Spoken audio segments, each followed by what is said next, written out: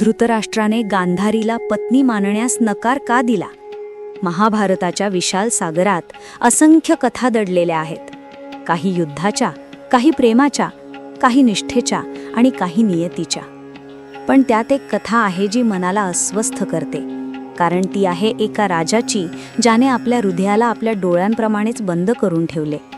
ही कथा आहे हस्तिनापूरच्या राजाची, धृतराष्ट्राची आणि त्याच्या पत्नी गांधारीची. त्या काळात हस्तिनापूरचे राज्य गंगेच्या काठी वसलेले होते, ऐश्वर्याने, वैभवाने आणि विद्वत्तेने परिपूर्ण. पण राजघराण्याच्या अंतःकरणात मात्र एक अंधार दडलेला होता. तो अंधार होता धृतराष्ट्राच्या जन्माचाच परिणाम. कुंतीचा पती पांडू आणि धृतराष्ट्र हे दोघेही विचित्र नियतीचे खेळणे होते. धृतराष्ट्र जन्मतःच अंध होता. डोळ्यांनी नाही पाहू शकला, पण मनाने तो सर्व जाणू शकत होता. हस्तिनापूरच्या सभागृहात एकदा विदुर, भीष्म आणि संजय चर्चा करत होते. राजपुत्र धृतराष्ट्रासाठी योग्य वधू शोधायची वेळ आली आहे, भीष्म म्हणाले. त्यांच्या आवाजात राजधर्माचा भार होता. मग योग्य कुळातील कन्या शोधावी लागेल, विदुर म्हणाला, डोळ्यात नेहमीसारखी विचरशील शांतता. गांधार देशाची राजकन्या गांधारी अत्यंत सद्गुणी आणि तपस्विनी आहे. ती सुंदर आहे, ज्ञानी आहे आणि राजकन्या शोभेल अशी सर्व लक्षणे तिच्यात आहेत. भीष्माने मान हलवली. योग्य प्रस्ताव आहे, हस्तिनापूरसाठी योग्य वधू. पण नियतीला माणसांच्या निर्णयांची हसू येते, कारण गांधारीला जेव्हा सांगण्यात आले की तिचे लग्न एका अंध राजपुत्राशी ठरणार आहे, तेव्हा ती निशब्द झाली. पण तिच्या मनात बंडन होते. ती शांतपणे म्हणाली, माझा पती अंध आहे, मग मला त्याच्यापेक्षा अधिक काय अधिकार? आणि त्या क्षणापासून तिने स्वतःच्या डोळ्यांवर पट्टी बांधली. ती ठरवली, ज्या डोळ्यांनी तिच्या पतीला पाहता येत नाही, त्या डोळ्यांनी तिलाही पाहायचं नाही. जेव्हा गांधारी हस्तिनापुरात आली तेव्हा तिच्या पावलांखाली घंटानाद झाला, पण त्या नादात एक वेदना होती. सर्वांनी तिच्या त्यागाचं कौतुक केलं. धृतराष्ट्राला किती भाग्यवान पत्नी मिळाली आहे असा जयघोष झाला. पण धृतराष्ट्राच्या मनात मात्र वादळ घोंगावत होतं. त्या रात्री त्यांच्या विवाहानंतर राजमहालातील कक्षात धृतराष्ट्र बसला होता अंधारात. त्याचं आयुष्य जसं अंधाराने व्यापलेलं होतं तसं त्याचं मनही. त्याला ऐकू येत होतं मिळमिळत्या दिल्यांचा आवाज, रेशमी वस्त्रांचा स्पर्श आणि गांधारीच्या पावलांचा मंद नाद. ती शांतपणे त्याच्याजवळ आली. राजन, ती म्हणाली, आवाजात विनम्रता होती, मी तुमच्या आयुष्याची सहचारिणी आहे. तुमच्या दुःखात, तुमच्या आनंदात सर्वत्र तुमच्या सोबत राहीन. धृतराष्ट्राने डोळे मिटले. जणू त्या आवाजाचं वजन तो पेलू शकत नव्हता. तू माझ्यासोबत कशी राहशील गांधारी? मी तुला पाहू शकत नाही. माझं जग अंधाराने व्यापलेलं आहे. मग मी सुद्धा तोच अंधार माझा करीन, ती म्हणाली आणि डोळ्यांवरची पट्टी अधिक घट्ट बांधली. त्या क्षणी धृतराष्ट्राच्या मनात काहीतरी तुटलं.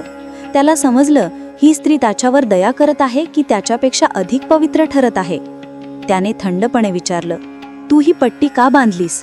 कारण मला तुमच्यासारखं जगायचं आहे, जेणेकरून तुम्हाला कधीही वाटू नये की तुमची पत्नी तुमच्यापेक्षा काहीतरी अधिक पाहते.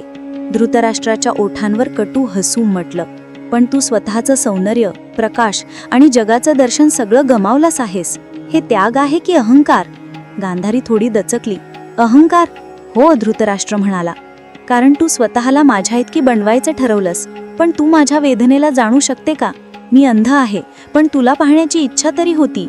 तू मात्र ती संधी सुद्धा हिरावून घेतलीस. त्याच्या आवाजात राग नव्हता, पण खोल विषाद होता. गांधारी शांत होती. तिच्या पट्टीखाली अश्रू ओघळत होते, पण ती लपवू शकत होती कारण त्याने पाहिलं नसतं. काही दिवस गेले.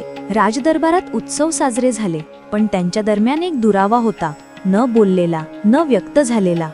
एके दिवशी विदुर धृतराष्ट्र जवळ आला. राजन, राणी तुम्हाला पूर्ण मनाने समर्पित आहे, तरी तुम्ही तिला दूर का ठेवता? धृतराष्ट्र काही क्षण शांत राहिला. विदुर, तो म्हणाला, ती मला पाहत नाही, मी तिला पाहू शकत नाही. पण तिचा अंधाळपणा तिच्या इच्छेचा आहे, माझा नियतीचा. त्या दोघांत फरक आहे. विदुर समजून मान हलवली. पण तिचं प्रेम खरं आहे महाराज. धृतराष्ट्र हळू हसला. प्रेम जे त्यागात रूपांतरित होतं त्यात गोडी राहत नाही विदुरा, ते भार होतं. मला तिच्या त्या पट्टीचा भार जाणवतो, जणू ती माझ्या अपराधाचं स्मरण आहे. त्या दिवसानंतर धृतराष्ट्र अधिक मूक झाला. गांधारी प्रयत्न करत राहिली, पण तिचं मौनच तिची शापवाणी ठरली. त्यांच्या नात्यात शब्द संपले, केवळ कर्तव्य शिल्लक राहिलं. वर्षे सरली, पांडव आणि कौरव वाढले. धृतराष्ट्र राजा झाला, पण मनाने अपूर्ण राहिला. एकदा रात्री तो एकटाच बसला होता आणि संजय त्याच्या जवळ आला. महाराज, तुम्ही इतके विषण्ण का? संजया, तो म्हणाला, माझं आयुष्य एक विचित्र कोडं आहे. मला जगाने नाकारलं नाही, पण माझ्या स्वतःच्या मनाने केलं. गांधारी माझ्यासमोर आहे, पण तिचं मौन माझ्या डोळ्यांपेक्षा अधिक अंधाराचं आहे. त्या क्षणी संजय काही बोलू शकला नाही. त्याला जाणवलं, राजाला दृष्टी नसली तरी तो नियतीला पाहतो आहे. कुरुक्षेत्राचं युद्ध झालं, कौरव नष्ट झाले. गांधारीने आपल्या सर्व पुत्रांचा अंत पाहिला. तिच्या हृदयात दुःखाचं काळं वादळ उसळलं. ती धृतराष्ट्रासमोर उभी राहिली. डोळ्यांवर पट्टी अजूनही होती. राजन, ती म्हणाली, आजही तुम्ही मला पत्नी मानता का? धृतराष्ट्राचा आवाज दडपला. गांधारी, मी तुला कधीच नाकारलं नाही, पण कधीच स्वीकारलंही नाही. माझं प्रेम अंधारात हरवलं आणि तुझा त्याग त्या अंधाराला अधिक गडद करून गेला. गांधारीचे अश्रू तिच्या पट्टीखालून वाहू लागले. मग आपण दोघेही दोषी आहोत राजन. मी तुझी वेदना समजली नाही आणि तू माझा हेतू ओळखलास नाहीस. त्यांनी दोघांनी एकमेकांचे हात धरले. उशिरा पण खरी ओळख झाली. तरीही त्या स्पर्शात उष्णता नव्हती, ती होती राखेची. त्या क्षणी धृतराष्ट्र म्हणाला, आपण दोघेही अंध होतो, मी डोळ्यांनी, तू प्रेमाने. त्या वाक्याने सभागृहात जड शांतता पसरली. इतिहासाच्या पानांवर हे शब्द अमर झाले. काळाच्या प्रवाहात लोकांनी त्यांच्या प्रेमकथेची अनेक अर्थाने व्याख्या केली. काही म्हणाले धृतराष्ट्र अहंकारी होता, काही म्हणाले गांधारी अत्यंत त्यागमूर्ती होती. पण खरं म्हणजे ती कथा होती दोन आत्म्यांच्या संघर्षाची, जे प्रेम करतात पण एकमेकांपर्यंत पोहोचू शकत नाहीत. शेवटी जेव्हा दोघेही वनवासाला निघाले, तेव्हा संजयने त्यांना निरोप दिला. धृतराष्ट्राने हात पुढे केला. गांधारीने त्याचा हात धरला. दोघांच्या पावलाखाली सुकलेली पाने करकरत होती, जणू काळ स्वतः त्यांना निरोप देत होता. धृतराष्ट्र म्हणाला, गांधारी, तू तुझं जग अंधारात दिलंस, पण त्या अंधारात मला एक शिकवण मिळाली. प्रकाशाची किंमत फक्त तो हरवलेल्या माणसालाच कळते. गांधारी म्हणाली, राजन, अंधारातच आपण एकत्र आलो आणि त्याच अंधारात आपण विलीन होऊया. ते दोघेही चालत राहिले, एकमेकांच्या वेदनेत, एकमेकांच्या नियतीत हरवलेले. त्यांच्या मागे फक्त शांतता उरली आणि त्या शांततेत आजही त्यांच्या नात्याची वेदना घुमते. एक अंध राजा ज्याने जग पाहू शकलं नाही आणि एक पतिव्रता राणी जिने स्वतःहून ते पाहणं सोडलं. दोघेही एकमेकांवर प्रेम करत होते, पण त्यांचा प्रेमाचा रंग होता काळा, शांत आणि शाश्वत. मला आशा आहे की हा व्हिडिओ तुम्हाला नक्की आवडला असेल.